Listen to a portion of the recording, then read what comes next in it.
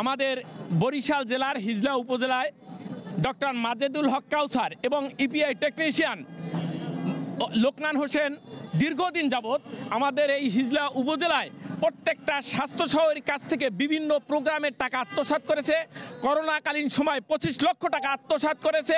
এমনকি এই টাকা যখন আমাদের স্বাস্থ্য সহকারীরা তাদের ন্যায্য অধিকার দাবিতে কথা বলতো, তাদের উপর বিভিন্ন রকম অন্যায় অত্যাচার এবং বিভিন্ন খারাপ আচরণ করত।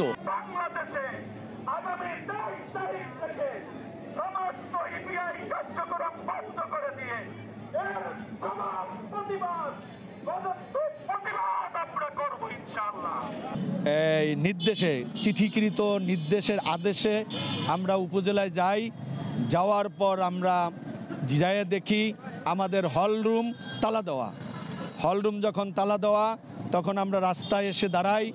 দাঁড়ানে আসার পরে আমাদেরকে অতর্কিতভাবে বহিরাগত লোকজন আমাদেরকে হামলা করে। ইউএসএফের তিনি এই লোকজন দিয়ে আমাদেরকে হামলা করে, আমাদেরকে ভয়ভীতি দিয়ে দেখাইয়া দূরে সরাই রেখে আবার আমাদেরকে দিয়া যে আমরা তদন্তে অ্যাটেন্ড করি নাই এই মর্মে অভিযোগ দায়ের করে আবার আমাদেরকে অফিসিয়ালিভাবে একটা হ্যাসিং এবং হ্যারাসমেন্ট করার জন্য তিনি একটা ষড়যন্ত্র পাকিয়েছিলেন।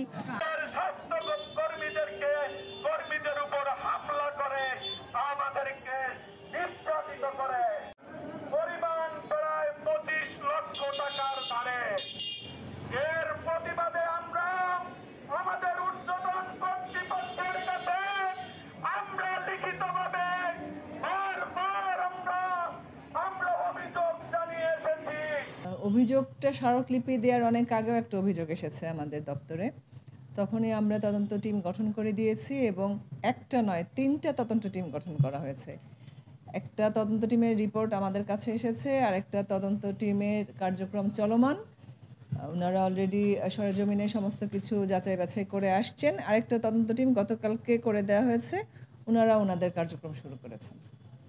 তদন্ত কমিটি রিপোর্ট সাবমিট করার পর তারপরে আমরা আমাদের ঊর্ধ্বতন কর্তৃপক্ষকে জানাবো, ওনারা ব্যবস্থা নেবেন। কারণ উপজেলা স্বাস্থ্য পরিবার পরিকল্পনা কর্মকর্তা এবং এমটিপিআই ওনাদের এগেইনস্টে পানিশমেন্ট কোনো অ্যাক্টিভিটিস নেওয়ার এখতিয়ার সিভিল সার্জন রাখেন না।